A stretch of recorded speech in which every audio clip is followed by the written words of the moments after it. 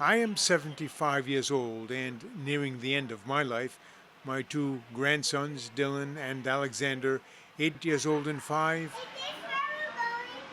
Not yet. are just beginning theirs. Oh, about 5 more stops. One day in Miami, at a museum of the city's history, we were walking through exhibits of Florida's original population, when Dylan asked, "So, where are the Indians now?" He wanted to know, and after all these years, can we visit them? My first thought was the Seminole Indians out there in the Everglades. Then it occurred to me, wait a minute, Dylan, you already know some Indians. Who? Your brother Alex, I said, and your mother, and you too, are descendants of the Taino Indians because your abuelo, Pedro, your other grandfather, is from the Dominican Republic. He surely has Taino DNA, just like you and the very first people Columbus met in 1492. In fact, it is estimated that as much as 18% of the current population of the Dominican Republic has Taino DNA. Its capital, Santo Domingo, was also the capital of Old Hispaniola. It was where Cortés arrived from Spain in 1504, and it was where, as part of this film about Cortés and Mexico, that I went with the kids to this, the oldest European city in the New World. Its international airport is called simply Las Americas. Traveling with Dylan and Alex was their mother, Katie. Though born in Miami, she has been here many times. Her dad, Pedro, abuelo to the grandkids, was born in Santo Domingo. For the boys, however, it was their first time, more than 50 years after my first visit to Italy, where my grandparents were born.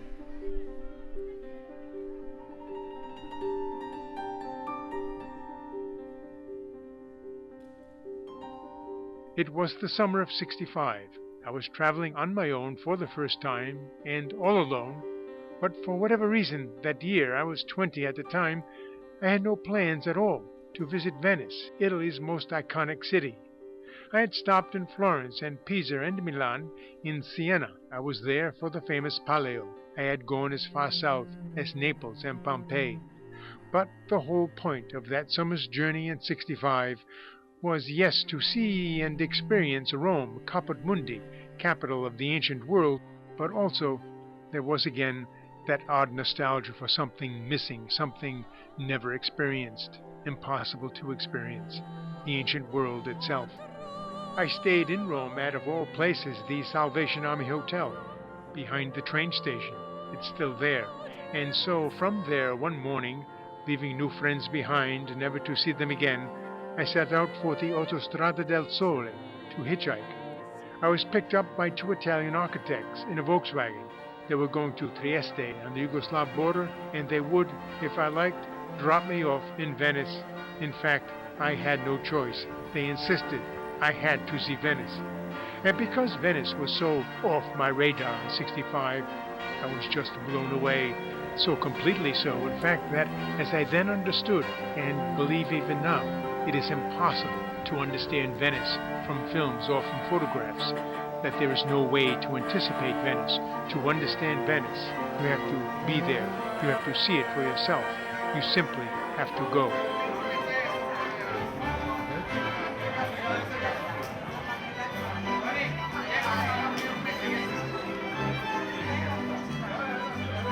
This is Piazza San Marco.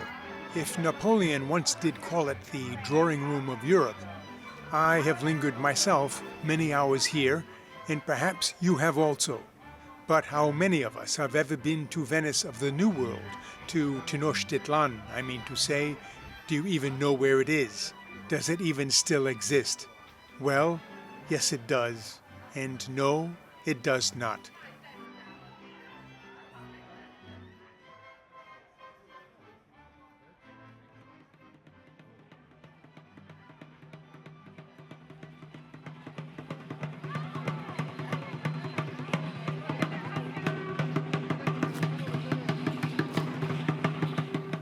and so stranded somehow between yes and no. We are here, some 6,000 miles from the old world of Venice on the Adriatic, in Mexico City, the living ghost of Tenochtitlan. To the Aztecs, it was their caput mundi, their capital city of the world. And this, behind me, the National Palace, the political center of modern Mexico, was built on the site of and with the demolished remains of the palace of Moctezuma, the Aztec sovereign. The Spanish called him Montezuma, and there are many versions of the name, but in Mexico today, Moctezuma is most common, so let's just say that it was here, July 29, in 1520, in his very own palace, that Moctezuma was murdered, as some would say, by the hand of Hernan Cortés himself. That this could have happened at all is amazing. That it happened in little over a year after Cortés had landed on the Gulf Coast of Mexico in April of 1519 is astonishing.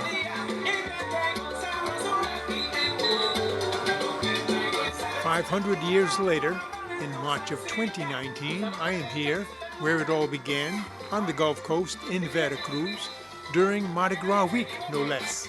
And given the animosity, severe hatred even, in 1519, that the locals here had toward Moctezuma and the Aztecs, at least as Cortés tells us, the exuberance with which this port city today celebrates its Christian heritage is totally apropos. Indeed, 14 months after Hernan Cortés planted the true cross here in Mexico in 1519, Moctezuma, the pagan emperor, was dead. Very soon thereafter, Tenochtitlan, his capital city, his caput mundi, would fall to the Spanish, and with it, all of Mexico. It was the beginning of a near-total, wanton destruction of an entire civilization. And make no mistake about it, the palace of Moctezuma was not a thatched hut. It was, by all accounts, multi-storied and built of the finest stone and wood materials. Yet, like everything else in Tenochtitlan, it is simply gone, not here anymore. It would be as if in 1520, Venice in Italy had slipped beneath the tide of history. Yet of Tenochtitlan, other than a few artifacts and some broken temples, all we have left are words. And amongst these words, we are lucky to have those of Bernal Diaz. Bernal Diaz del Castillo. He was there with Cortés, one of his captains during the conquest. But it was not until some 40 years later, retired to his hacienda in Guatemala, that he began his version of what had happened there in Mexico. And in 1995, when I finally made it to Mexico City, exactly 30 years after my momentous experience of Venice, Italy, it was this book by Diaz that I carried with me and read, the true story of the conquest of New Spain. To me, still the most exciting account that we have. It is not the only account. We also have the 5 letters that Cortés dutifully sent to his king, Charles of Spain, which, though composed during the conquest, comprise a much more formal record than that of Diaz, and also, as we now know, because he was writing to justify his unconventional and sometimes insubordinate actions in Mexico and to curry favor with the king, Cortés simply omits many details relating to others in his command.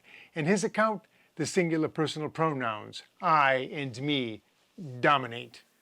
This Cortés-centric narrative is, however, supported by another of our sources, Francisco López de Gómara, the conquistador's official biographer.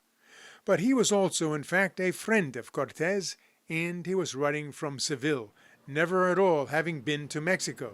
Yet, according to him, to Gómara, the success of the conquest was owed solely to the wisdom and agency of Cortés, who himself, we must also add here, only once in all his letters to Spain mentions his translator, and never by name, La Malinche, an Indian woman with whom he had at least one child.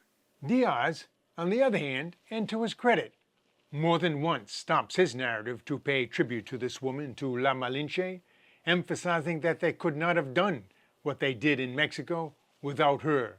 Thus, to counter what he considered this lopsided narrative, Bernal Diaz, 40 years later, titled his account The True Story of the conquest of New Spain, where he added many more names to the story than Cortés could admit to. We also have the work of Bartolomé de las Casas, a Dominican friar who knew Mexico well. He, in fact, had a decidedly caustic view of Hernán Cortés and would later, importantly, become an apologist for the Indians. But he was not present on the ground during the conquest. Thus it was Hernán Cortés and Bernal Diaz who have left us two of the most complete eyewitness accounts of the conquest. It is upon them that we rely for our story, as in fact this is more a story than history. If there is any such thing as history, does anyone really know everything exactly of what happened yesterday, for example? But if we do approximate history here, it will be more in line with the original meaning of the word, of inquiry, of investigation, of wonder, of wondering why, for example, and most importantly to me, why in 1521 did Hernán Cortés completely obliterate Aztec culture and Tenochtitlan in particular. Luckily, we have here behind me, in Chapultepec Park, in Mexico City, the fabulous National Museum of Anthropology. In fact, most of the material evidence of Aztec culture in Mexico is preserved in museums like this one in Chapultepec. Built in the 1960s, it is the premier museum in all of Mexico. And as we walk past the stunning artifacts here, and later, as we travel La Ruta Cortés from Veracruz to the capital, we must ask ourselves this about that momentous meeting in 1519 between Cortés and Moctezuma, the climax of a long trek inland by the Spanish. What actually happened there on that causeway leading into Tenochtitlan? Was it simply a meeting of two men eyeing one another, assessing strengths and weaknesses? It certainly was that. But was it not also the meeting of two worlds, the dominant powers of two halves of the planet, Castilian Spain and Aztec Mexico, a clash of civilizations, in fact, unlike anything this planet has seen to date, and, short of an alien invasion, will never see again? How well I do remember my first reading of Diaz, especially his description of when they first caught sight of the imperial city. They had just climbed to a high mountain pass, where I am now, between two volcanoes. Today it is called El Paso De Cortes, about 30 miles southeast of the city. But the city is not visible from here. It was not until the following day, and some miles later, descending, that they first caught sight of Tenochtitlan. 40 years later, sitting in his hacienda in Guatemala, Diaz memorialized that first impression. The next morning, we reached the broad high road Vistalapan, whence for the first time we beheld the numbers of towns and villages built in the lake, and the still greater number of townships on the mainland, and the level causeway running straight into Tenochtitlan. Our astonishment was raised to the highest pitch, and indeed we could not help but turn and remark to one another that all of these buildings and palaces resembled the castles we had read about in fairy tales. So high and so majestic and so splendid were the temples and towers and the houses of the city, all built of massive stone, rising up out of the lake, that many of us believed we were living in a dream.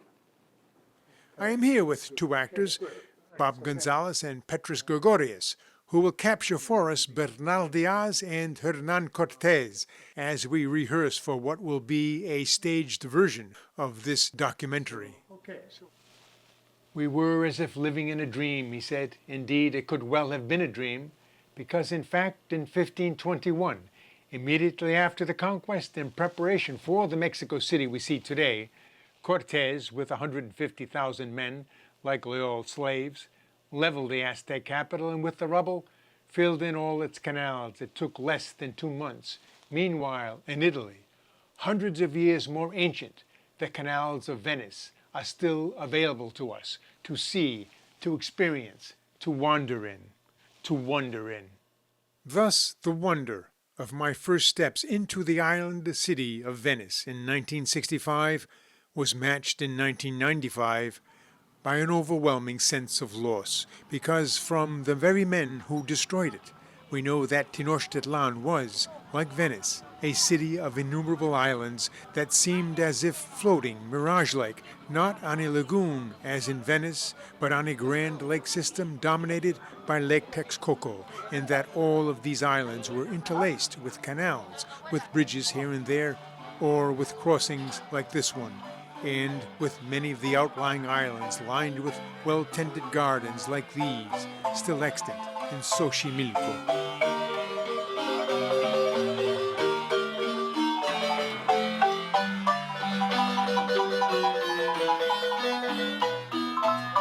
Today it is just a small chunk of a giant megapolis. In pre-Hispanic times, however, Xochimilco was a city unto itself. But even as a mere shadow of its better days, a day spent here is to partake of the true wonder of human ingenuity, of artifice, to partake of a dreamlike world of wildlife and islands, islands that not only seem to float, but do in fact float.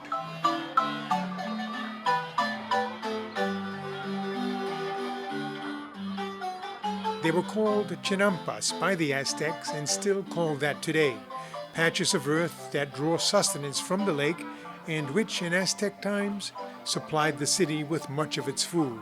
Sadly, the lake system is mostly gone now, intentionally drained away by the Spanish because of recurring flooding, they claimed, but in direct contradiction to successful water management practiced for centuries here by the original peoples. Indeed, to pass a day here is such a beguiling invitation to time travel through the rhythms of the pre-Columbian mind that it is difficult not to succumb to the sadness of sensing the presence of what we will never be able to see.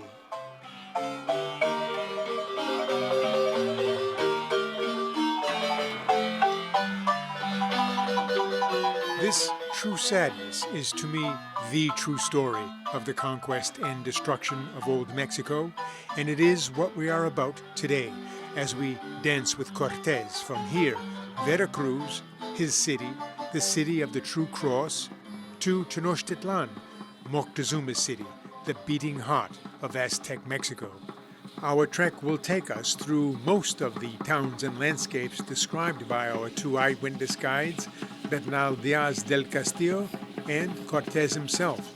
It will end with that momentous encounter on a causeway in Tenochtitlan, November of 1519, Cortés and Moctezuma, the last Tlatoani of Aztec Mexico. It was 1980 when I first read Bernal Diaz, so I was, 35? About the same age as Cortés and Diaz when they began their march to Tenochtitlan. And I can remember my outrage, that youthful child of the 60s, indignation at the gangster Cortés and his cabal for having brought so much destruction to Mexico. 40 years later, considering how emphatically advancing years were catching up with me, physically and mentally, I could only wonder, would I even make it?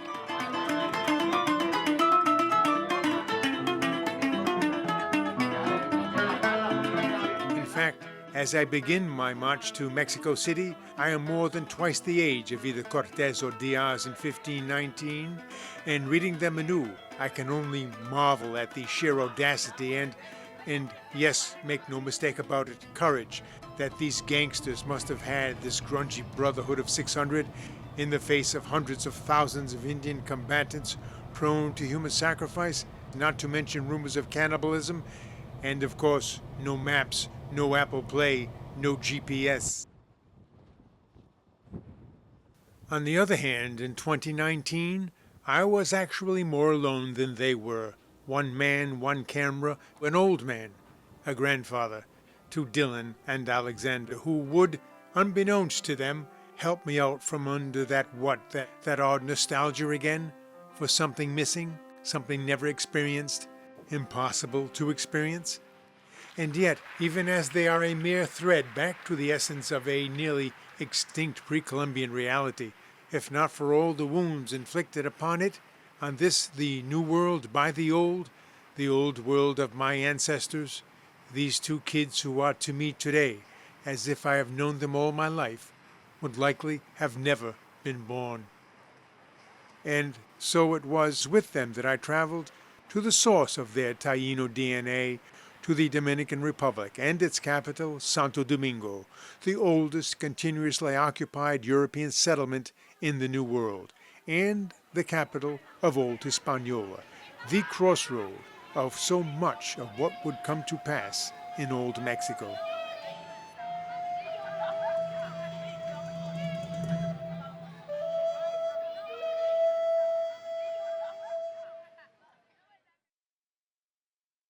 In 1504, just 12 years after Columbus first landed here, Hernan Cortés arrived, precisely where Abuelo Pedro Curiel was born in 1956. Grandfather to Dylan and Alexander, and almost certainly of Taíno blood. Who knows? Perhaps he also carries DNA of the original brothers of the conquest. Okay, so Hernan Cortés de Monroy y Pizarro. He was born in 1485 of a modestly noble family in Medellin in southern Spain. We know that very soon after the New World discoveries, maps were being published all over Europe, and a teenaged Cortés would surely have been attracted to this call of the wild. In 1504, with less than 2 years of higher education, Hernan Cortés, 18 years old, quit Medellin and came here.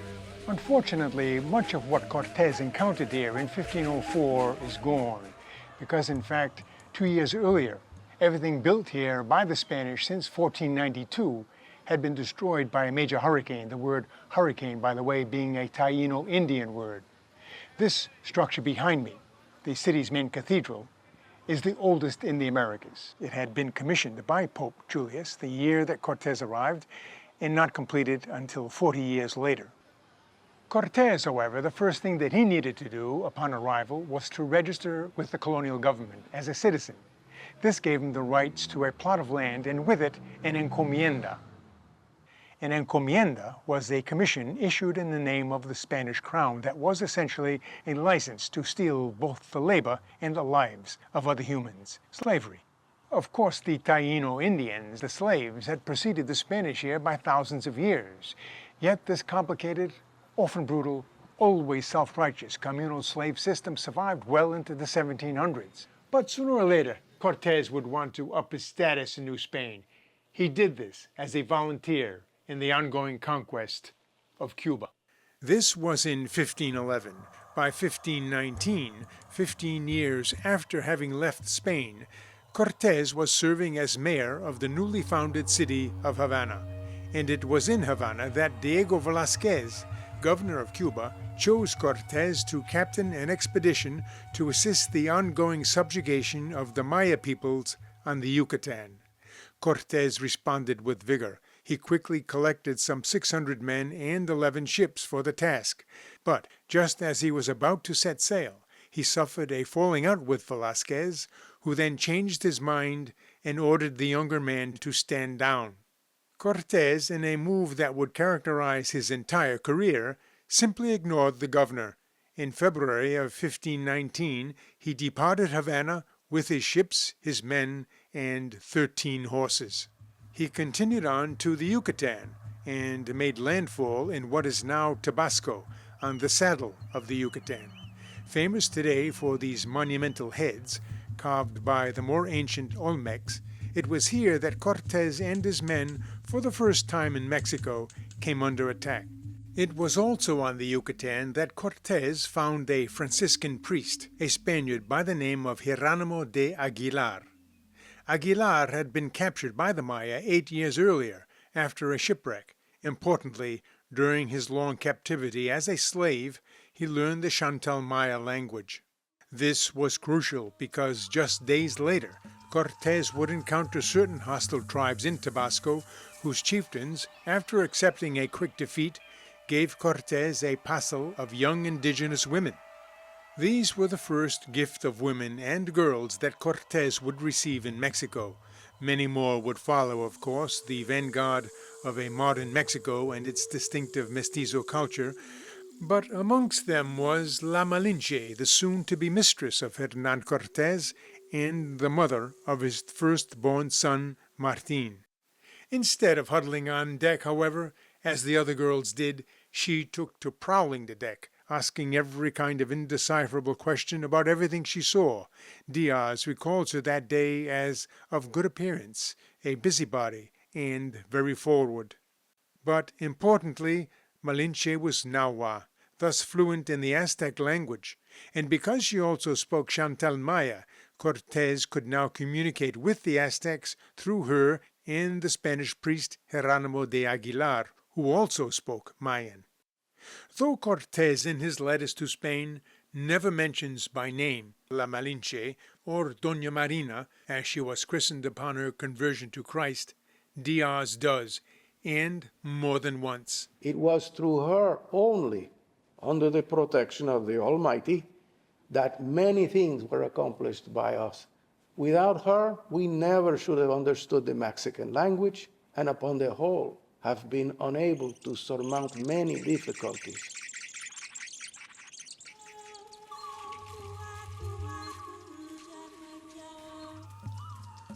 As one can imagine, then, her reputation in modern Mexico is a maelstrom of dramatic tensions, covering the entire spectrum from traitor and prostitute to savior and founding mother of the nation. Leaving the Yucatan, the small fleet continued north. They landed on an island now called San Juan de Ulua, within easy sight of the modern city of Veracruz.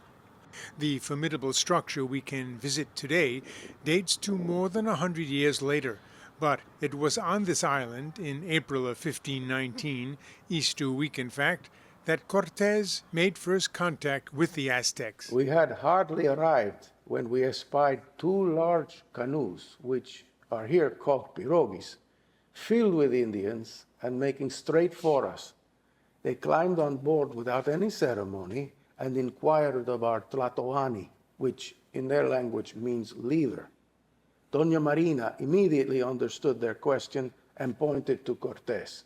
The Indians graciously received Cortés, then asked what he wanted, why was he here.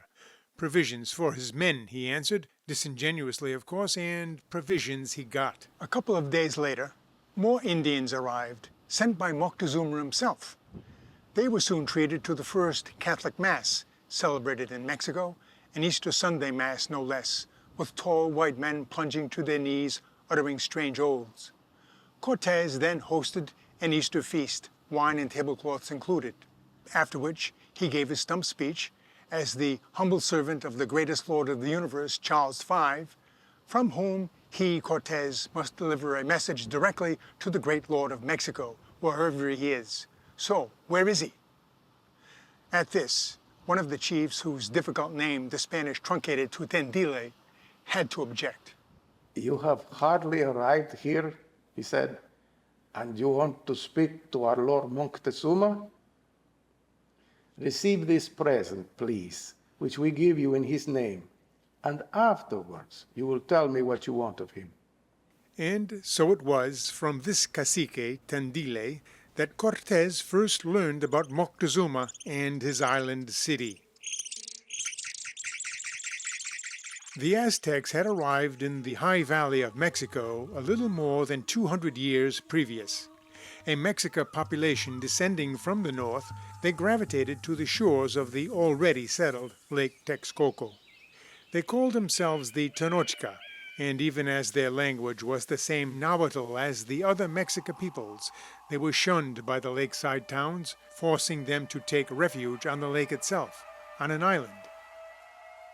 Within 100 years, the Tenochca would grow that island to be the dominant city of the entire valley of Mexico. They named their city Tenochtitlan. But if our conquistador was getting a sense of how important Tenochtitlan was in this terra incognita, he had also begun to understand how he might work an advantage here. He ordered a chair be brought out, and not just any chair, but an armchair beautifully painted and adorned with precious stones. He addressed Tendile. I said, this chair is for their monarch Moctezuma, that he might sit in it when I should pay him a visit. The chair is a present, I said, from the Spanish Emperor Charles, as a proof of the esteem in which he held him. Yes, said Tendile. Moctezuma was delighted with the arrival of such courageous men.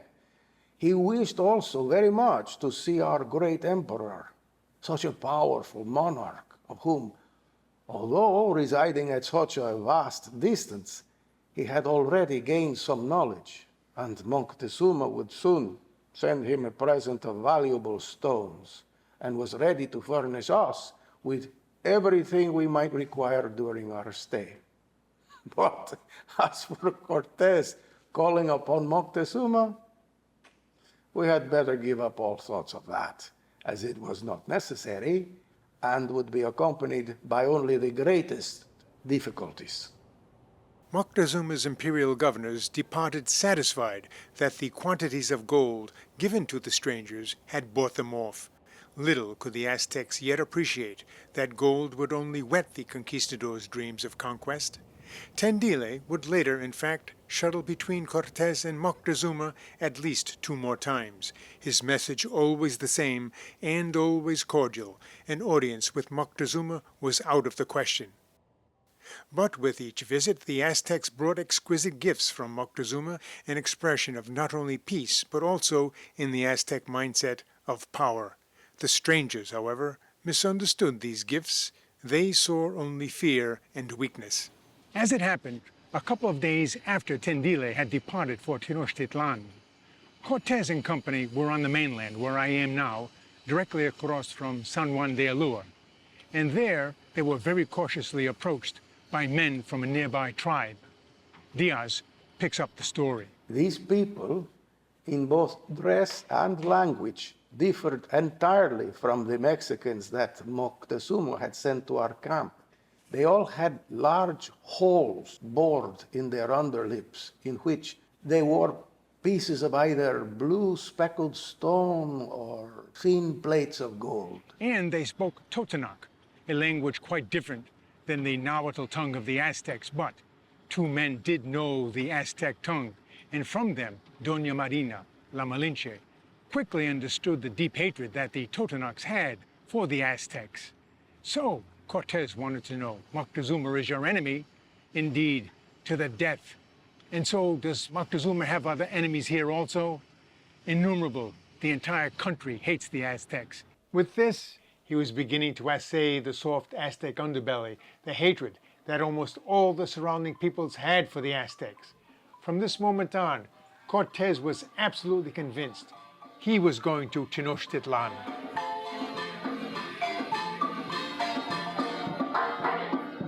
But there was dissension in his ranks, some men openly demanding a return to Cuba, and soon back to their families and the comfort of their estates. Had not 35 of their number already died in battle, and now about to face tens of thousands of Aztec warriors? They also knew, as Cortés did, that his nemesis in Cuba, Diego Velázquez, the governor, had expressly prohibited Cortés to settle in Mexico. But Cortés had in fact early on promised his men that he would, meaning that the gold already received and more to come would lawfully belong to the colony and to Cortés, and not to the greedy governor. Cortés then feigned as if to give up on the colony and let the malcontents leave.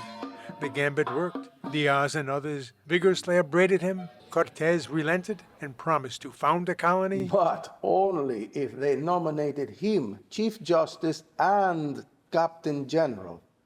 And what was worse, that a 5th part of the gold, which remained after deducting the 5th for His Majesty, should fall to him, Cortés. This was soon agreed upon with some reluctance, and a deed was drawn resolving that a town be founded.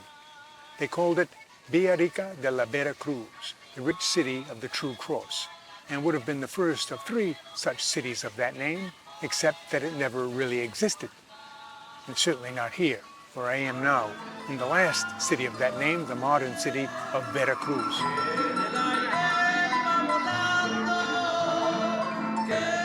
And it never existed because basically that town existed as a document only, which supported the rigged elections of officials. But it also was a document that established the legal standing of the expedition separate from that of Velázquez, meaning that Velázquez would no longer have a share of the booty. But finally, and most important, it established the legal structure of the conquest, Rather dubiously, of course, this was called the Inquirimiento. El Requerimiento was a document that declares a fundamentally new state, and with it, a new social order. Interestingly, it was a tool the Spanish adopted from the Arabs during their conquest of Iberia. The Spanish updated it, of course, with the notion that since the New World belonged to no one, anyone could claim it, as long as they promised to bring the true religion to the pagan inhabitants. After leaving some men behind to guard the ships, Cortés began his march to Tenochtitlan. He took with him 500 Spanish soldiers, 13 horses, and 15 cannons. But even more crucial than the weapons and steel that they had and the Aztecs had not, he took with him hundreds of native warriors, men from coastal polities who hated the Aztecs as much as he, Cortés, lusted after Aztec gold. He also had his consort translator, Doña Marina. For my trek inland, however, to the Aztec capital, instead of Doña Marina, I had Google Translate, plus Apple Play and Google Maps, built into the steel frame of my rented Volkswagen Passat. How could I go wrong, I said to myself, out loud in fact, as I happily left the airport rental lot in Veracruz. Less than 90 seconds later, 90 seconds, I was flagged by 2 policemen dressed in foreboding black, demanding $360 for a totally bogus traffic infraction. After a full half hour, the 3 of us jousting via Google Translate, we settled on $200 American, cash, no ticket, no receipt. Wearily would I begin my Ruta Cortés, but before I did, in Veracruz, I first removed both the front and back plate frames that might advertise me as a rich gringo. On their first day out, the conquistadors marched north along the coast. We beheld the lovely shores and savannas, which were so many and so beautiful that, as fruitful lands, in all of Spain there could not be anything more peaceful to the eye. We then came to a deep river, which we crossed by means of some old canoes we found there, though I myself swam. On the opposite bank lay several small townships. They stopped here, a small village today called La Antigua, on the Rio de la Antigua. Unlike today, however, the conquistadors found the place empty, completely. But 12 Indians did finally show up. They carried with them some fowls and maize bread, which our interpreter said had been sent by their cacique, who desired we should visit his township, which lay at a distance of 1 sun, or about a day's march. That would be the high fortress town of Causeway, to which they proceeded. They also learned here that the road to Causeway passed through Zempoala, the principal city of the Totonacs. But as they approached Zempoala, the Spaniards were intercepted by men who said that their chieftain was soon to arrive. Forever known as El Gordo, this fat cacique or chieftain would play a key role in the conquest. After a ceremonial welcome, Cortés first had Doña Marina thank El Gordo for the abundance of his kindness. Then, as a veritable Don Quixote in the New World, he announced himself a vassal of the great Emperor Charles, who had dominion over many kingdoms and countries, and who had sent us out to redress wrongs wherever we found them, and to punish the bad and make known his command that human sacrifices should no longer be continued. This lecture, according to Bernal Diaz, seems to have struck a chord, for the man sighed deeply and began to cry, but not as to repent the sins his guests had suspected of him, but rather to complain most bitterly about Moctezuma and his governors. It was not long ago that he had been subdued by the former and robbed of all his golden trinkets. Moctezuma's sway was so oppressive that he dared not move without his orders. Cortés answered that he would certainly relieve the chief of this terrible oppression, but to do that he needed first to meet with this Moctezuma face to face. The following day the party continued up the coast to Causeway, a large town of about 15,000. They arrived a day later and found the town situated on a steep incline, making it difficult to lay siege to. But their worries were premature. As they were assembling their cannon, they were instead warmly received by the natives. But then, in the midst of this gracious welcome, it was announced that the fat cacique of Sempoala was approaching in a sedan chair. Immediately upon his arrival, the man renewed his complaints against Moctezuma, in which he was joined by the cacique of this township. all of them insisting that Moctezuma annually demanded great numbers of their sons and daughters, some to be sacrificed to their idols up there in Mexico, and that his tax collectors would take their wives and daughters and molest them here before their very eyes. They also claimed that upwards of 30 nearby townships were suffering like violence. Again, Cortés promised to end such oppression, but in due time. As it happened, however, that very hour, 5 Aztec tax collectors showed up. Cortés himself witnessed them traverse this central plaza without even looking at him, instead stopping to smell flowers while slaves cooled them with fans of green feathers. When finally introduced to Cortés, they haughtily informed him that he had no business at all in these parts, that the local caciques should have never accommodated him, and that Moctezuma will certainly be annoyed.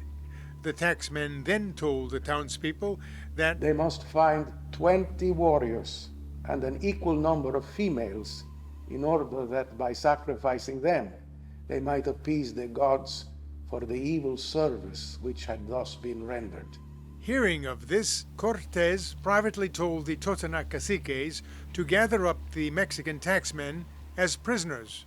The fat cacique was aghast, but our conquistador simply looked at him and laughed. Had I crossed the seas to defend you? Or rather to deliver you to the unjust pretensions of Moctezuma? But further, he commanded the caciques to no longer obey the mandates of Moctezuma, nor to pay him tribute, and to make this known to all the tribes with whom they were allied and friendly. With this bold move, Cortés was now seen as a teule, the Spanish version of a word that can mean either demon or god. And it was certainly this slippery ambiguity that gave the occupiers the space wherein they would later construct the abiding New World myth, and it survives to this day that Moctezuma believed Cortés to be their returning serpent god Quetzalcoatl. But nowhere in his letters to Charles of Spain do we hear anything about this Quetzalcoatl. So was it then, after all, a construct of decades later, created to support the fiction that Moctezuma had surrendered to Cortés and simply gave his empire to King Charles, which would effectively mean that all subsequent resistance to Spanish rule was unlawful and treasonous? So what does he do next, Cortés? He secretly has 2 of the Mexican prisoners brought before him and greets them as if he, Cortés, had no idea why they were being treated so shabbily. He releases them. He then commissioned them to go and tell their monarch, Moctezuma, that we were all his sincerest friends and most devoted of servants. As darkness fell, these 2 men were secretly escorted out of town. When the local caciques learned of this apparent escape, Cortés feigned disgust and insisted that the remaining 3 prisoners be put under his guard, after which he released them and sent them also back to Tenochtitlan. This left the caciques of all the Totonac tribes certain that Moctezuma's army would soon be upon them.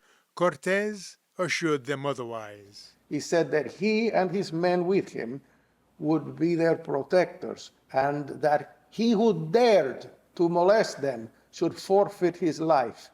Upon this, the caciques, one and all, promised to unite the whole of their armies, the whole of their armed forces with ours. Before this, Cortés had likely some inkling as to how he might conquer the Aztecs, but his actions were mostly reactive, determined more by what happened day by day. Now, however, he was certain that the Aztecs had already weakened themselves by the ocean of tears they had inspired throughout Mexico. Thus the question that historians have since posited, was this a clear-cut war of conquest, or rather, had the conquistadors stumbled into a nascent civil war? With over 30 Totonac townships now allied with them against Moctezuma, Cortés fell upon the task of establishing a new city, La Villa de la Vera Cruz, the rich town of the True Cross. This should have been the second city of that name, but in fact it was the first, because the earlier Villa, as already noted, existed on paper only. According to Diaz, this new Villa was established about 30 miles north of the port city of Veracruz, and 2 miles from here, the hilltop fortress of Queohuitzlan, from where we can easily see behind me the peninsula that once gave Spanish galleons protection from storms. Today we find the lazy beach atmosphere of Playa Villarica, but hardly a mile away, up a slight rise, we can trace the meager ruins of that settlement.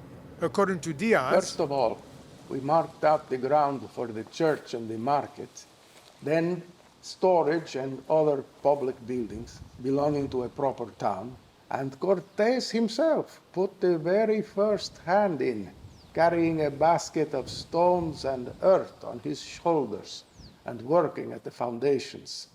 But Moctezuma was soon to realize that his taxmen were sequestered somewhere up here in the Totonac Mountains, and that all the tribes here were renouncing him. This was a grave insult. While a solution was being debated, however, 2 of the ex-prisoners showed up in Tenochtitlan. When Moctezuma learned that Cortés had freed them and sent them back to Mexico with the commission to offer his services, the monarch softened and resolved to make inquiries as to what our intentions were. Ambassadors were sent to Cortés along with gifts of great value. The conquistador assured them that he was there to serve Moctezuma, and that in fact he had taken the tax collectors under his protection, not as prisoners. Now, seeing that the dreaded Moctezuma, rather than sending his vast army, had instead sent his highest nobility to greet Cortés, the fat cacique declared that Cortés was a friend for life. Methinks that after what has happened with the taxmen, these people look upon us as gods or some species of beings, like their idols. Okay, so yes, there is confusion amongst the natives as to who these intruders were. But again, we see no reference at all to Quetzalcoatl. Then, after dealing with yet more discontent amongst his men, Cortés decamped and headed south, back to Zempoala. Arriving 2 days later, and after collecting another 2,000 Indian warriors, they continued on to La Antigua. And it was here, in La Antigua, where men aligned with Velázquez in Cuba did finally revolt. Wanting to return to Cuba, they commandeered a ship. Cortés intervened, had the leader hanged, and the feet of the ship's pilot chopped off. He claims then to have made an astounding decision to quell any further revolt.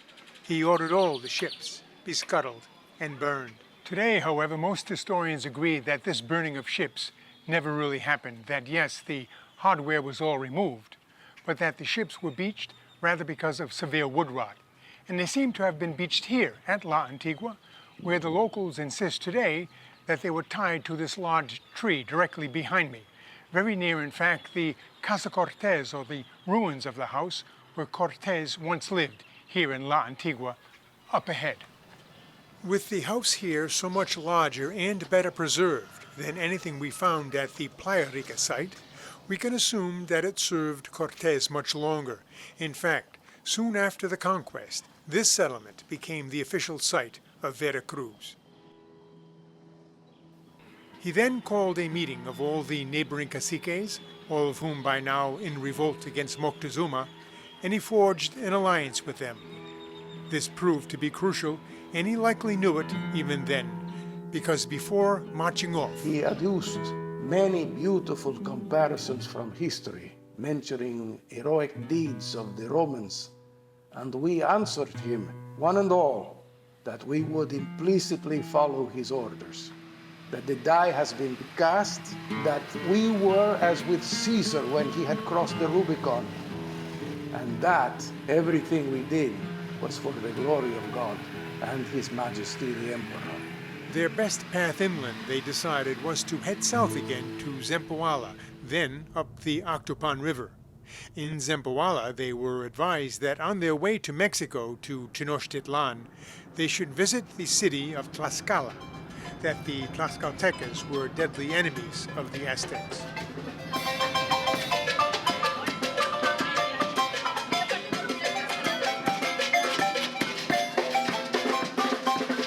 But first, leaving Zempoala on August 16 of 1519, after a single day's march along the Actopan River westward, they came upon this, the small township of Jalapa.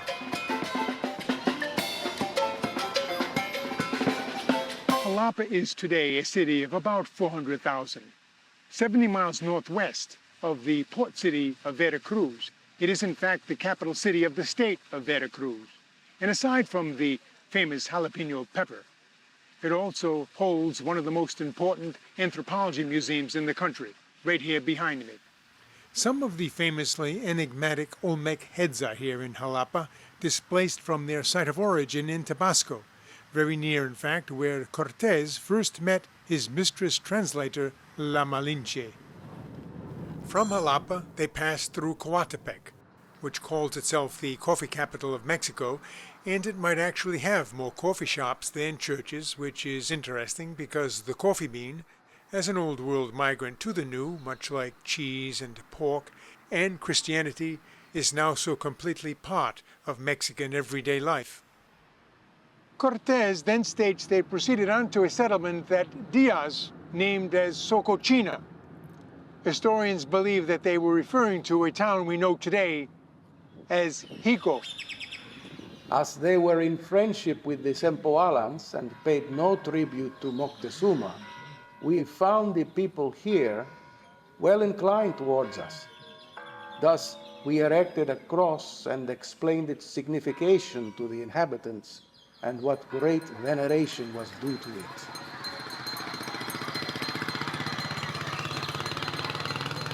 Next, Diaz reports the expedition marched over a high mountain from Jico to Textutla, or what today is Ixhuacan, and there, again, friendly natives extremely unhappy with Moctezuma and the Aztecs.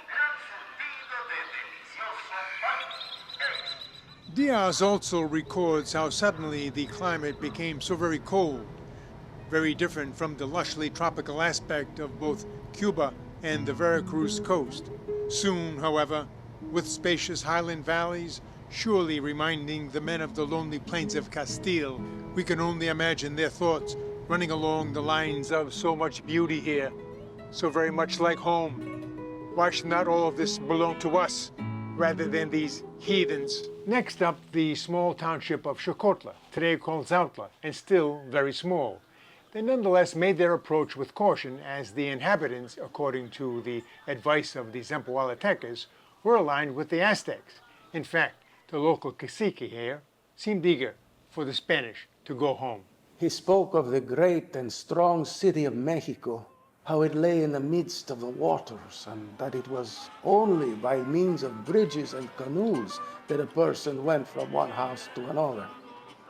That every house had a balcony and moats so completely isolating them that they might separately be considered as so many defensive castles. But this cacique also spoke of the great quantity of silver and gold. Cortés then delivered his requisite sermon regarding his holy religion. Seeing it fall on deaf ears, he proposed to his men that they should at least erect a cross. But Father Olmedo suggested otherwise, arguing that as subjects of Moctezuma, the Indians would only desecrate it. In fact, one certain spot in this township I shall never forget. Situated near the temple was a vast number of human skulls piled up in the best order imaginable. There must have been more than 100,000. I repeat, 100,000. Today, the town of Zautla has less than 1,000 inhabitants. So we must wonder, how did 100,000 skulls ever find their way here, dead or alive, and where might they be now? In classic jurisprudence, we have habeas corpus. Where's the body? In archaeology, we might wonder, where are the bones, the skulls? The fact is, the currently accepted evidence of human sacrifice in Mexico is based on individual excavations of bones that only rarely exceed the bones of 100 people. From the local cacique, Cortés was strongly advised that his best path forward from Zautla would be through the large town of Cholula. But again, the Zempoaltecas with Cortés advised Tlaxcala instead.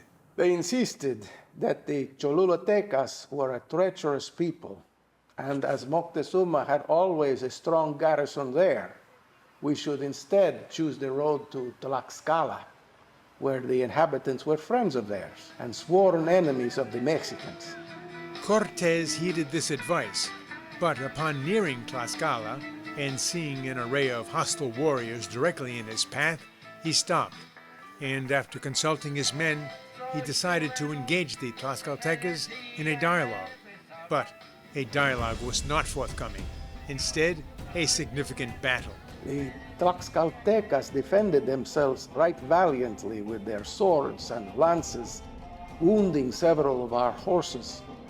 But the blood of our men soon began to boil, and we killed 5 Indians. Then a swarm of more than 3,000 rushed us and poured forth a shower of arrows. Somehow the Spaniards were able to make forward gains, but were soon overwhelmed. Cortés ordered a halt. He called forth 3 previously captured Tlaxcalteca warriors and sent them back to the enemy with words of peace. When this failed, he ordered a massive barrage of firepower, killing many Indians, including 3 caciques. We had scarcely proceeded a quarter of a mile when we found the fields covered with warriors. They had large feather knots in their heads, waving their colors and making a terrific noise with horns and trumpets. In an instant, we were surrounded on all sides by such numbers of Indians that the plain, here 6 miles in breadth, seemed as if but one vast body of the enemy. A fierce battle ensued, wherein, incredibly, they lost only 1 man, but 60 were wounded, including Diaz. Cortés then quickly organized yet another peace overture. It too was rebuffed. Of what he did next, we catch him bragging to his men. Torched more than 100 villages, one of which had more than 3,000 houses. But as we carried the banner of the Holy Cross, God gave us such a victory that we slew many people without sustaining any injury ourselves. The Tlaxcaltecas did want an end to hostilities, the main obstacle being a disagreement between a blind man and his son. Xicotencatl the elder was the Tlaxcalteca cacique. Xicotencatl the younger was commander of the army. But every time the city's elders demanded that he, the young man, stop attacking the Spaniards, he ignored them. Amidst this discord, however, a delegation of ambassadors suddenly appeared in the Spanish camp, and with them gifts from their young commander. But these men were very soon discovered to be spies, at least according to Cortés. Seeing this, I took all 50 of them and cut off their hands and returned them to their chief, ordering them to tell him that by day or by night, or whenever he might come, he would see who we were. This outsized cruelty somehow gave the Tlaxcalteca elders the leverage they needed. They forced their young commander to sue for peace. Ambassadors were sent to the Spanish camp, where they insisted that their hostilities had been because they knew the Totonac warriors, with Cortés, to be allies of the Aztecs. This they were sure of. They simply could not understand how the Totonacs might have turned against Moctezuma. Cortés, hopeful, remained cautious. I told them they should go and tell their chiefs to come hither in person, or send me some better warranty of peace. Because if they refuse to come, I would attack them at their very doors.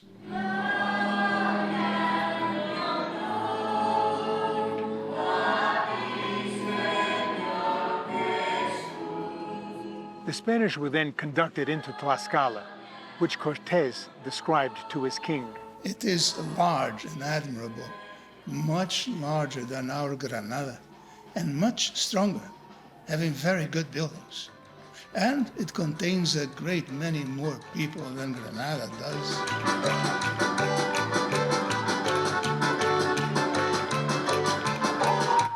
With a population today of about 100,000, Tlaxcala in 1519 was the largest city that any European had yet to see in the Americas. For his part, however, Diaz was fascinated by the priests he saw here. Their hair was long and matted, completely besmeared with blood trickling down over their ears, for they had been sacrificing that very day. A mass was finally said with all of the caciques in the city in attendance. Presents were then duly made of females.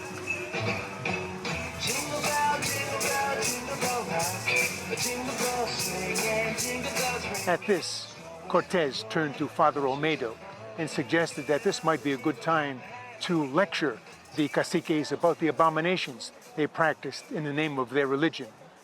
Diaz gives us Olmedo's reply. No, there will be time enough when they actually do bring us their daughters.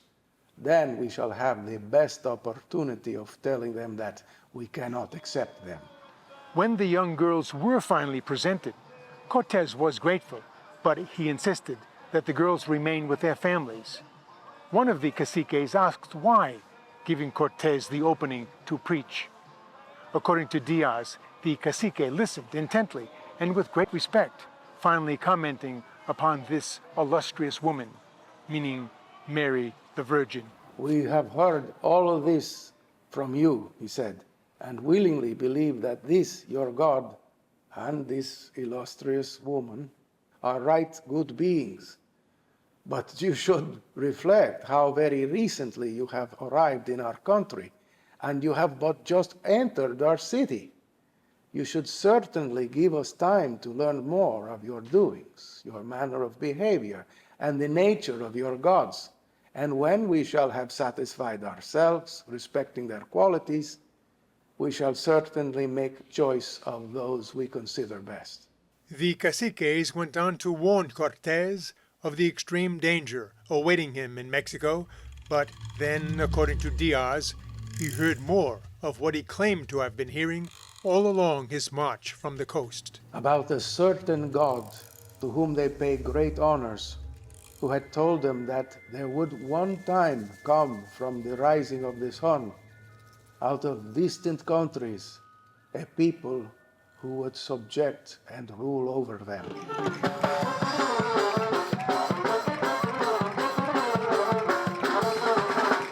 He was referring, of course, to Quetzalcoatl, the plumed serpent of ancient Mesoamerica. But as already noted in all his letters to Spain, written during the conquest, Cortés makes no mention of Quetzalcoatl. It is seen now as a post-conquest distortion of local legend to justify the exploitation of heathen peoples. It is likely then that Diaz, writing 40 years later, had sensed the myth's proto-Christian implications and simply grafted it to his story. After several days in Tlaxcala, Cortés assembled his men and asked of them who was still of the heart to continue with him to Tenochtitlan. Diaz claims that such was the strength of his determination that even those previously reluctant did fall into line. Next up, Cholula, and no sooner had they settled in by a river, the Atoyac, just 6 miles from the city, ambassadors arrived to greet them, but there were no caciques among them, nor were they generous with food. In fact, for the 3 whole days there by the river, Cortés complained of less and less to eat. Which in itself reveals much about the Spanish mindset here in Mexico, an invading army complaining about not being fed. But in fact, suspicions were confirmed when Zempoalteca spies with them reported seeing booby traps rigged around the town. The Tlaxcaltecas also reproached Cortés. But Cortés decided to at least approach the town. They were intercepted by caciques begging Cortés not to enter with the Tlaxcaltecas, their arch-enemies, they said. Cortés did relent, putting the caciques at ease, but he then fell into denouncing their idol worship and human sacrifice. Bernal Diaz reports that the caciques were quite taken aback. They said that we really demanded too much of them, that we had scarcely seen them before we required of them to abolish their teules, which they could not think of complying with. And they continued to insist that they had no evil intentions. And so the party moved into Cholula proper, where Diaz marveled at how the housetops and streets everywhere were full of people gazing upon them. But the city itself also impressed him. Cholula. But events were about to get bloody, leading to the most horrific day of violence of the expedition thus far. As it happened, that night, Doña Marina was befriended by a Cholulateca woman. She was told that the city had sent away all their wives and children, and that many of Moctezuma's people were gathered close by and intending to fall upon us and kill us all. She said that if she wished to escape, she should leave with her. The woman even offered Doña Marina her second son in marriage. Instead, she brought the woman to Cortés. Cortés heard her out, then sought counsel of his men. I think the Mexicans would play us worse tricks in other places. And as we now had a footing in their vast territory, it would be better for hostilities to break out here and now. They decided to preemptively attack the Cholultecas the next morning in the spacious courtyard adjoining their headquarters. In fact, this courtyard, attached to the ex-convent of San Gabriel here, just paces from the Zocalo, is the likely site of what is now called the massacre in Cholula. At the agreed-upon hour, Cortés on horseback, Doña Marina at his side, severely upbraided the Cholulateca caciques assembled before him, suggesting how willing they were to see him and his men dead so that they could gorge themselves on their flesh. Why? I asked them, did they wish to murder us all? We had done them not even the smallest injury. When the Cholultecas heard this, as interpreted by Doña Marina, they confessed that it was not them who conspired against the Spaniards, that everything had been done at the instigation of Moctezuma's ambassadors, to which Cortés answered, Spanish laws do not allow such treachery to pass by unpunished, and that they would be punished for it with the loss of their lives. At this moment, I ordered a cannon to be fired. This was the signal. According to Diaz, a great battle ensued, and within the course of a couple of hours, with the help of the Tlaxcalteca warriors, some 3,000 Cholultecas were slaughtered here in this courtyard. Some believe it was as many as 20,000. But so horrifically did the Tlaxcaltecas continue to kill the hated people of Cholula that Cortés finally ordered them out of town.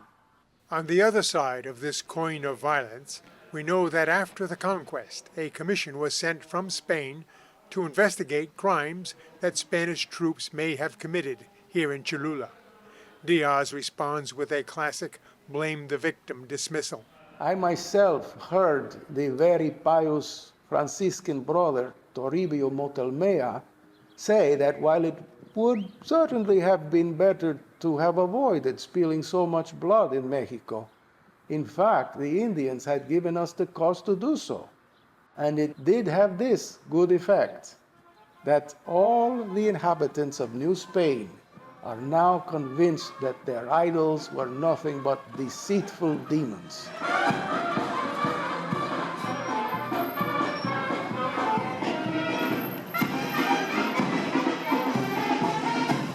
And residents here today do insist that Cholula has as many churches as days in the year. But the premier church of Cholula is this one. Erected after the conquest, it occupies the summit of what is the largest pyramid in the Americas. Indeed, as an earthwork pyramid, laced as it is with several miles of tunnels, it rose over centuries in layers, multiple layers, the first one built to honor Quetzalcoatl, the plumed serpent. When the Spanish arrived, however, the uppermost altar had by then been dedicated to the goddess of 9 rains. Thus it was that after the conquest, Spanish Catholics co-opted the healing rains and built their sacred altar to honor the Virgin of the Remedies.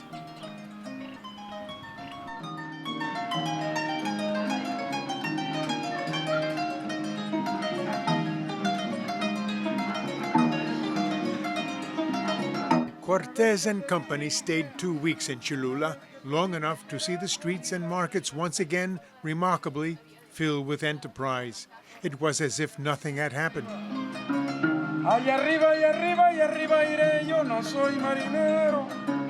Satisfied with what they had accomplished here, they moved on. Within a day's march, they found themselves approaching Huejotzinco, today a town about 9 miles on the other side of Cholula. In pre-Hispanic times, it was likely more populous than many cities in Spain. Cortés was, of course, pleased when all the caciques in the town readily came out to greet him. We were well received by them, and who gave me some female slaves, some wearing apparel and certain small pieces of gold. But more importantly, he discovered the town to be a stronghold of resistance against Aztec domination. In fact, such was the fear of Moctezuma that all of the caciques in the town gave the same dire warning to Cortés: do not go to Mexico. We can only imagine the conquistador's smile, surely a mixture of uncertainty, of wonder, of impatience, as he lifted his gaze toward the volcanoes that separated him from Moctezuma. Huejotzinco is today about 7,000 feet above sea level. Higher up, at 11,000 feet, is El Paso De Cortes. Between 2 volcanoes, it is the gateway to the Valley of Mexico. Climbing to the pass, Cortés stopped in Calpan, today San Andrés Calpan. Just a village, really, but the site of this impressive ex-convent. One of the first convents in Mexico, Franciscan, it also was, as in Huejotzinco, constructed of stone quarried from indigenous temples nearby. Myself, leaving Calpan, I came upon this monument celebrating the myth of the twin volcanoes up ahead. Popocatépetl, the smoking mountain in Nahuatl, is here, the warrior. In his arms, his dead beloved, Iztaccíhuatl, meaning the white woman. But symbolic of the other snow-covered, dormant, or sleeping volcano, is she really dead, or just sleeping?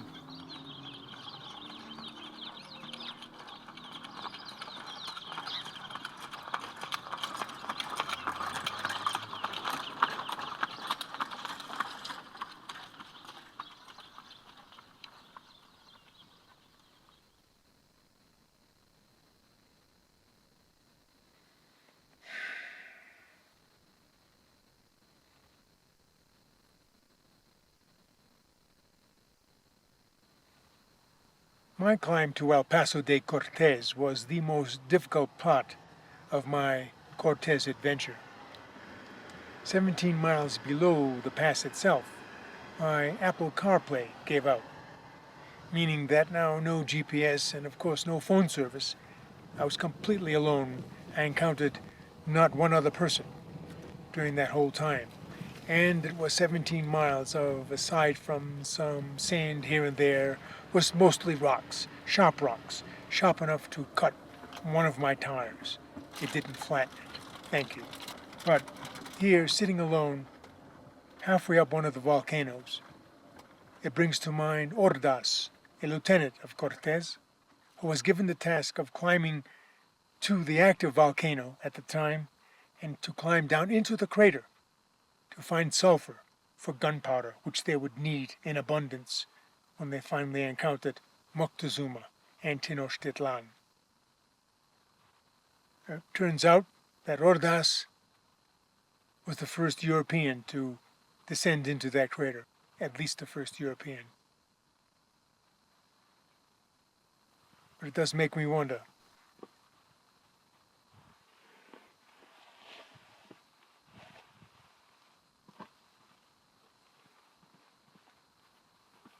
Hola. Hola, ¿cómo estás? Sí, sí, bien. Gracias.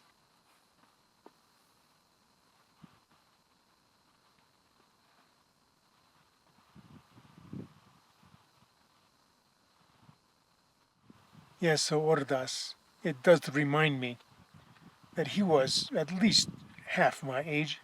I am 75 now. And I know I cannot take another step upward from where I am now. And so this is where I will wait for my comrades to descend. Inshallah. Inshallah.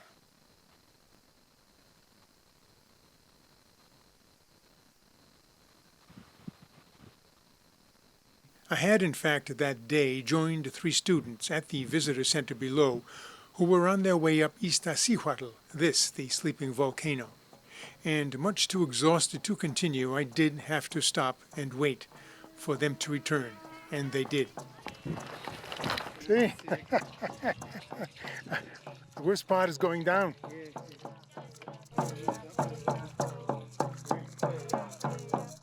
Later, down below, as I mounted my Volkswagen, I imagined Cortés also mount up, then with his 200 or 300 kinsmen, dozens of slaves, and several thousand Totonac and Tlaxcalteca warriors, all behind us, I descended with him, separated by some 500 years, into the Valley of Mexico, and descending, we can only imagine what dreams Cortés entertained, as for me, so very tired, there was only the dream of sleep.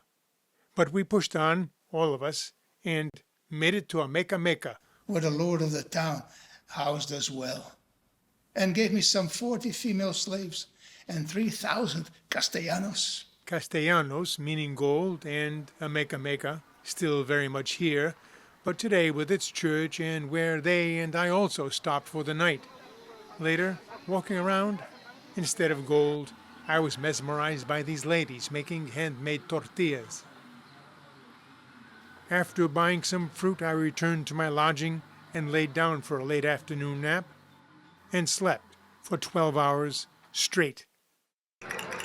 Then more Mexican ambassadors showed up, with more presents from Moctezuma, and with a promise of more to come. Cortés definitely saw weakness here, and perhaps it was. Or was it coming from within the Aztec mindset of supreme confidence, a judicious display of wealth and power? But the monarch did commit himself, at least according to the conquistadors, to an annual sum delivered to wherever Cortés wished, but only if Cortés turned back. Moctezuma altogether forbids us to enter into Mexico, they said, as all his troops are under arms to oppose you. On top of which, the only access to the metropolis is by one narrow causeway, and we could not supply you with provisions there. To this I smiled and embraced Moctezuma's men as if they were long-lost friends. And I chided them as to how often their great and powerful monarch, who styled himself our friend, could so easily change his mind. Moctezuma should instead place himself in my position and consider that if he had sent you as ambassadors to a monarch of his own rank, how would he like it? If you return home after arriving almost at his palace without once seeing that monarch, would he not look upon you as cowards? Cortés sent the ambassadors back to Moctezuma and resumed his march. But as they were entering into potentially very hostile territory, they proceeded entirely with caution. They stopped, finally, just short of Iztapalapan, a town built half on the hill and half on the lake. Early the next morning, a swarm of Mexicans was seen approaching. With them was the nephew of Moctezuma. This was Prince Cacamatzin of Tezcuco, who entered the Spanish camp in such splendor, a clearly astonished Diaz realized that this was the first time that they had seen a real Aztec chief.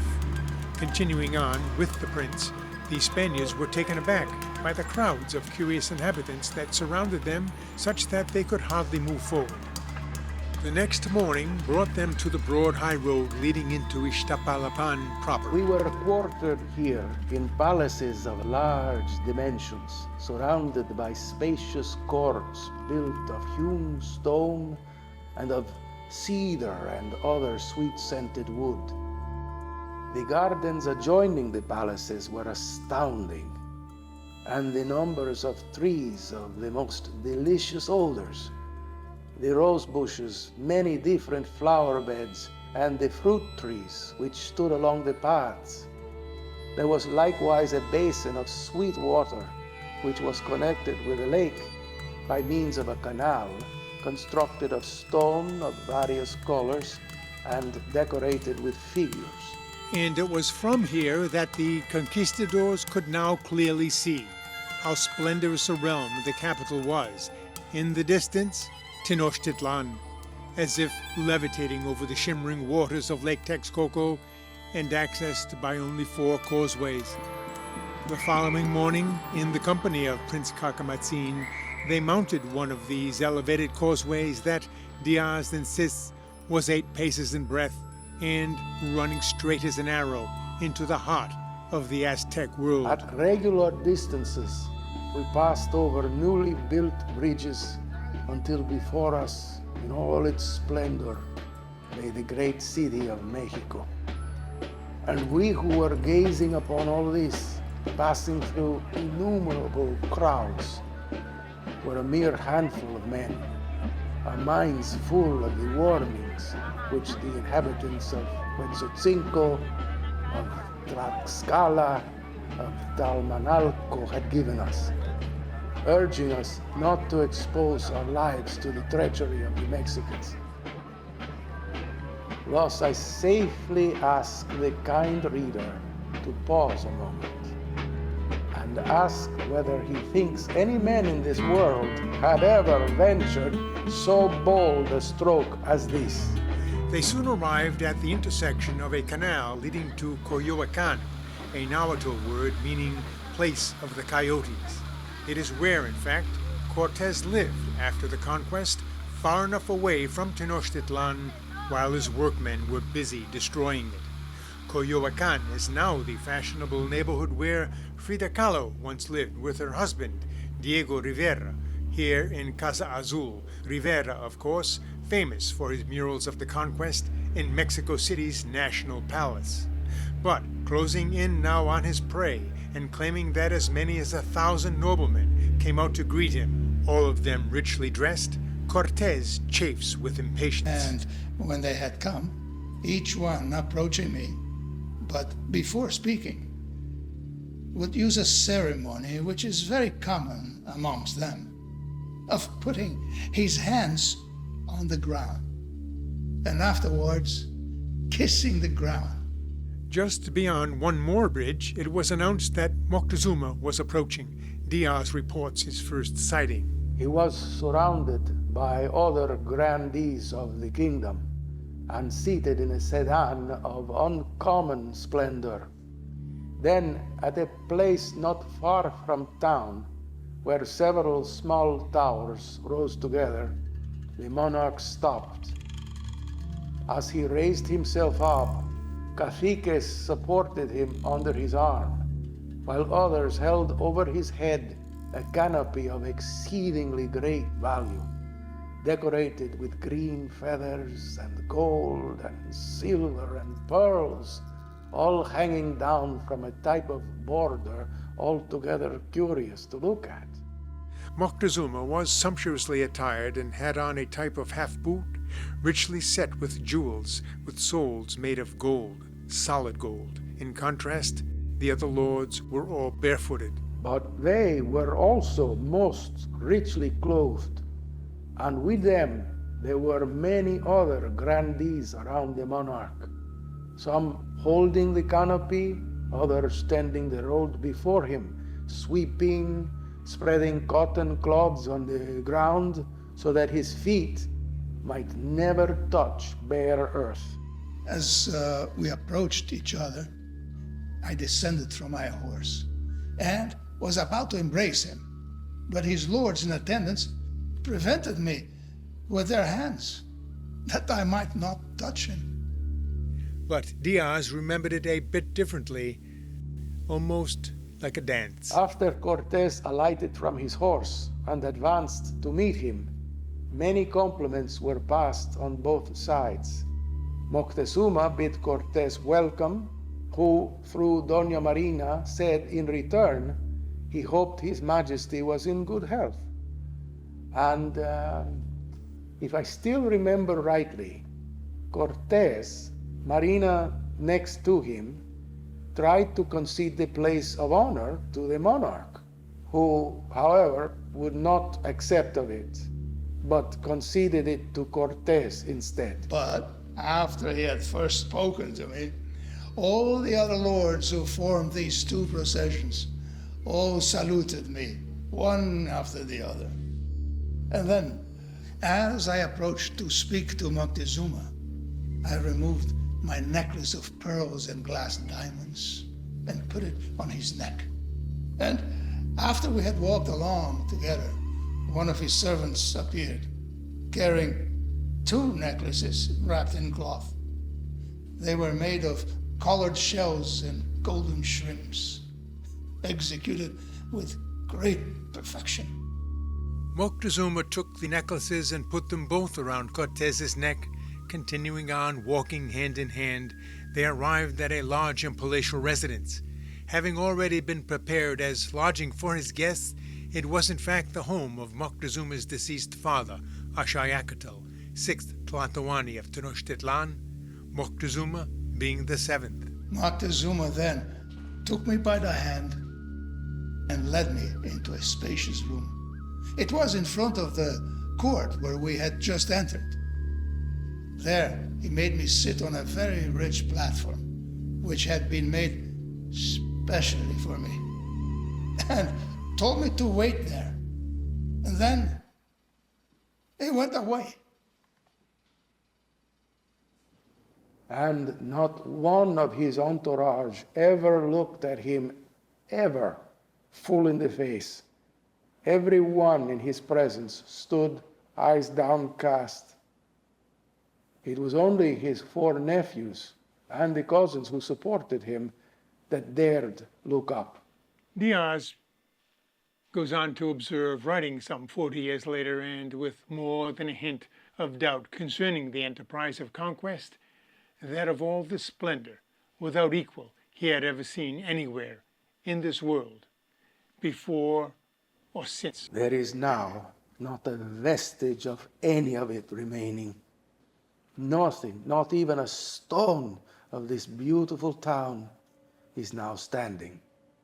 It was November 8th of 1519 that day, as the conquistadors watched the royal procession recede, and they all, each of them, took note of the stately pace, the retinue of heads bent forward, eyes daring not to look up, sweepers clearing a path, an altogether unbelievable display of deep veneration of an all-powerful, graceful, exceedingly polite Moctezuma, 7th Tlatoani of Aztec Mexico, less than 8 months later, June 29, 1520, he would be dead, and with his death, the birth of modern Mexico.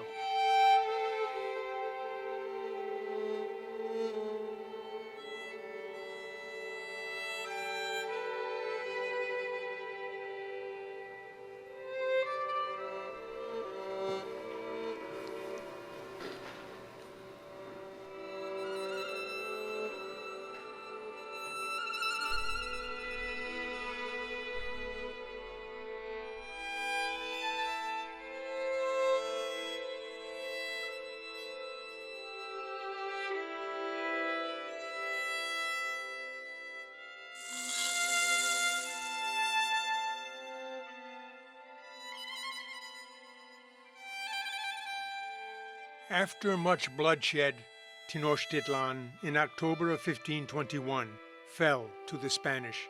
Then the demolition began.